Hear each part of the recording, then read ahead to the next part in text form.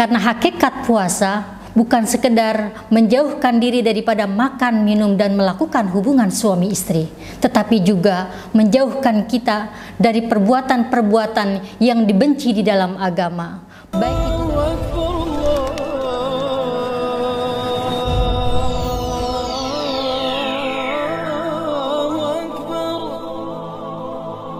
Bismillahirrahmanirrahim. Assalamualaikum warahmatullahi wabarakatuh. Bismillahirrahmanirrahim. Alhamdulillahi rabbil alamin.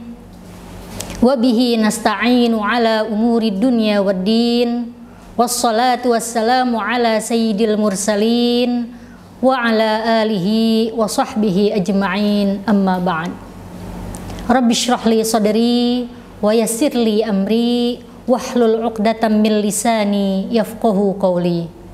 Subhanaka la ilma lana illa ma 'allamtana innaka antal alimul hakim. La haula wala quwwata illa billahil aliyyil azim. Ramadan adalah the best moment, momen terbaik untuk kita melakukan mujahadatun nafs, melatih diri dari menjauhkan perbuatan-perbuatan dosa dan maksiat, dan dari segala kebiasaan-kebiasaan buruk kita. Karena hakikat puasa bukan sekedar menjauhkan diri daripada makan, minum, dan melakukan hubungan suami istri, tetapi juga menjauhkan kita dari perbuatan-perbuatan yang dibenci di dalam agama, baik itu dalam perkataan, perbuatan, melihat, mendengar, ataupun menikmati perkara-perkara yang dilarang oleh agama. Menurut kaum sufi, mujahadah dibangun di atas 3 perkara. Tidak makan kecuali benar-benar lapar. Yang kedua, tidak tidur kecuali benar-benar dalam keadaan mengantuk. Yang ketiga, tidak berbicara kecuali ketika dalam keadaan terpaksa. Maka ketika 3 perkara ini kita lakukan, alangkah sempurnanya mujahadah kita. Allah Ta'ala berfirman di dalam Al-Quran yang berbunyi, A'udzu billahi minasyaitonir rajim. Bismillahirrahmanirrahim. Walladzina jahadu fina lanahdiyannahum subulana. Yang artinya, dan orang-orang yang bersungguh-sungguh di jalan kami, niscaya akan kami berikan jalan petunjuk. Yang pertama, kita tidak makan kecuali dalam keadaan benar-benar lapar. Dan alhamdulillah, di bulan Ramadan ini kita melaksanakan puasa dan kita menjauhkan dari makan dan minum. Dan alhamdulillah, ketika kita berbuka puasa dan bersahur, kita tidak makan dalam keadaan berlebih-lebihan. Yang kedua, tidak tidur kecuali dalam keadaan benar-benar mengantuk. Nah, di bulan Ramadan ini kita hidupkan bulan Ramadan dengan qiyamul lail, dengan bertarawih, dengan membaca Al-Quran, dengan berzikir, sampailah kita benar-benar merasakan lelah dan membutuhkan kita untuk tidur. Dan yang ketiga, tidak berbicara kecuali dalam keadaan benar-benar terpaksa. Orang yang berpuasa biasanya malas untuk banyak bicara. Oleh karena itu, orang yang berpuasa lebih senang untuk banyak berzikir kepada Allah dan berdiam diri serta menjauhkan perkara-perkara yang dibenci di dalam agama. Nah, alhamdulillah, ketika 3 perkara ini kita laksanakan, insya Allah puasa kita, mujahadah kita akan menjadi lebih sempurna. Sobat takwa yang dirahmati oleh Allah Subhanahu wa Ta'ala, di dalam satu kitab yang disebutkan oleh Imam Al-Qushairi, di mana Syekh Ali Al-Daqqaq mengatakan, man zayyana zahirahu bil mujahadah hasanallahu sarairahu bil musyahadah.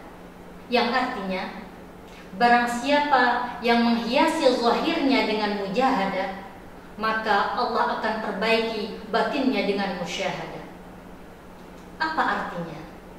Itu artinya orang yang senantiasa bermujahadah, orang yang senantiasa bersungguh-sungguh mengupgrade dirinya dalam menjalankan ibadah, maka Allah akan perbaiki batinnya dengan musyahadah, dengan senantiasa menyaksikan Allah, dengan senantiasa melihat kebesaran Allah, senantiasa melihat keagungan Allah Subhanahu wa Ta'ala, dan melihat sifat-sifat Allah dan asma-Nya, sehingga dia mampu melihat Allah dengan hatinya.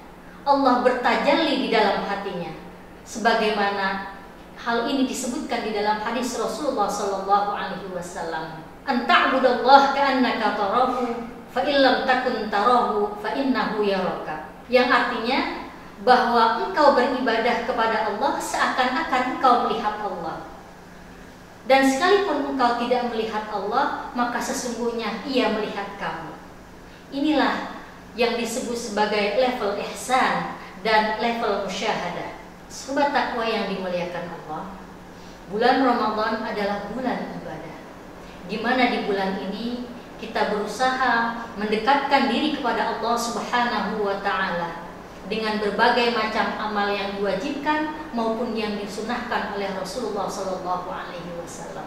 Beribadah kepada Allah merupakan salah satu tujuan utama diciptakannya manusia dan jin serta makhluk-makhluk Allah yang lainnya, di mana hal ini disebutkan di dalam Al-Quran yang berbunyi wa ma khalaqtul jinna wal insa illa liya'budun, dan tidaklah aku ciptakan jin dan manusia kecuali untuk beribadah kepadaku. Sobat takwa yang dimuliakan Allah, apa yang dimaksud dalam ayat Al-Quran ini? Para mufassir menyebutkan yang dimaksud dengan liya'budun artinya liya'rifuni, artinya untuk mengenal aku. Jadi hakikat ibadah adalah bukan sekedar ibadah, tetapi juga tujuannya adalah untuk mengenal Allah Subhanahu wa Ta'ala. Karena kita tidak mungkin menjalankan ibadah tanpa mengenal Allah Subhanahu wa Ta'ala, zat yang menciptakan kita dan zat yang mengatur kehidupan kita, serta zat yang menghidupkan dan yang mematikan. Hal ini senada dengan firman Allah Ta'ala dalam hadis qudsi, kuntu kanzan makhfiyan fa aradtu an u'rifa fa khalaqtul khalqa, yang artinya aku adalah simpanan yang tersembunyi, aku ingin dikenal maka aku ciptakanlah makhluk. Hadis qudsi ini menyebutkan bahwa Allah menciptakan makhluknya supaya kita mengenal Allah Subhanahu wa Ta'ala. Oleh karena itu, Allah Ta'ala juga menyebutkan di dalam sebuah hadis qudsi agar kita senantiasa menyempatkan waktu untuk beribadah kepada Allah Subhanahu wa Ta'ala. Qala Allah Ta'ala fi hadis qudsi, ya bna Adam, tafarragh li ibadati amla sadraka ghina wa asudda faqraka wa illa taf'al amla yadaka syughla walam asudda faqraka, yang artinya, wahai anak Adam, sempatkanlah, luangkanlah waktumu untuk beribadah kepadaku, niscaya akan aku penuhi dadamu dengan kekayaan dan akan aku bayar kefakiranmu. Dan jika engkau tidak lakukan itu, maka akan aku penuhi tanganmu dengan kesibukan dan tidak aku penuhi kefakiranmu. Oleh karena itu, orang yang senantiasa meluangkan waktunya untuk beribadah kepada Allah Subhanahu wa Ta'ala, Allah akan senantiasa mencukupi rizkinya dan memberikan kekayaan di dalam jiwanya. Dan Allah akan senantiasa mencurahkan ketenangan batin di dalam dadanya. Maka alangkah beruntungnya orang yang senantiasa senang berzikir, senang mengingat Allah, senang mencurahkan waktunya untuk beribadah kepada Allah Subhanahu wa Ta'ala. Sobat takwa yang dimuliakan Allah, buah daripada ibadah kita kepada Allah Subhanahu wa Ta'ala adalah ma'rifah. Dan ma'rifah itu adalah mengenal Allah, mengenal sifat-sifat Allah, mengenal perbuatan Allah. Bermakrifah kepada Allah Subhanahu wa Ta'ala bisa dilakukan dengan berbagai macam cara. Yang pertama, bermakrifah kepada Allah adalah dengan bertafakkur tentang ciptaan-ciptaan Allah. di mana di dalam Al-Quran banyak disebutkan tentang ayat-ayat Allah yang memerintahkan kita untuk mengkaji dan mentadaburi ayat-ayat Allah. Firman Allah Ta'ala menyebutkan, Inna fi khalqis samawati wal ardi la ayatil li ulil albab alladzina yadhkuruna Allaha qiyaman wa qu'udan wa ala junubihim wa yatafakkaruna fi khalqis samawati wal ard Rabbana ma khalaqta hadza batila subhanaka faqina adzabannar. Sesungguhnya pada penciptaan langit dan bumi terdapat tanda-tanda kekuasaan Allah bagi orang-orang yang memiliki lub atau hati, yaitu alladzina yadhkurunallah, orang yang senantiasa banyak mengingat Allah, qiyaman, baik itu dalam keadaan berdiri, wa qu'udan, ataupun dalam keadaan duduk, wa ala junubihim, dan juga dalam keadaan mereka berbaring, wa yatafakkaruna fi khalqis samawati wal ard, dan mereka yang senantiasa bertafakur dan mentadaburi ayat-ayat Allah, fi khalqis samawati wal ard, pada penciptaan langit dan bumi terdapat tanda-tanda kebesaran Allah, dan mereka mengatakan Rabbana ma khalaqta hadza batila subhanaka faqina azabannar. Maha suci Allah, tidaklah engkau ciptakan ini dengan sia-sia. Cara lain daripada bermakrifah kepada Allah Subhanahu wa ta'ala yaitu dengan mengkaji sifat-sifat dan asma Allah. Allah Ta'ala memperkenalkan dirinya di dalam Al-Quran mengenai sifat-sifatnya, seperti di dalam ayat Bismillahirrahmanirrahim, dengan nama Allah yang maha pengasih lagi maha penyayang. Allah menyebutkan dirinya bahwa akulah yang paling pengasih dan akulah yang paling penyayang. Dalam surah Al-Ikhlas Allah menyebutkan Qul huwallahu ahad, katakanlah dialah Allah yang maha esa. Allah menyebutkan dirinya bahwa akulah yang paling esa, bahwa akulah as-somad, Allahus somad, bahwa akulah tempat bergantung, lam yalid walam yulad, dan Allah menyebutkan dirinya bahwa aku tidak beranak dan tidak pula diperanakan, walam yakul lahu kufuwan ahad, dan tidak ada satupun yang menyerupai Allah. Itulah diantara sifat-sifat Allah yang Allah sebutkan di dalam Al-Quran. Jadi dengan mengkaji sifat-sifat Allah dan asma-asma Allah, maka kita insya Allah akan semakin mengenal Allah melalui sifat-sifatnya. Ma'rifatullah juga bisa diketahui berdasarkan taufik dan hidayah dari Allah Subhanahu wa ta'ala.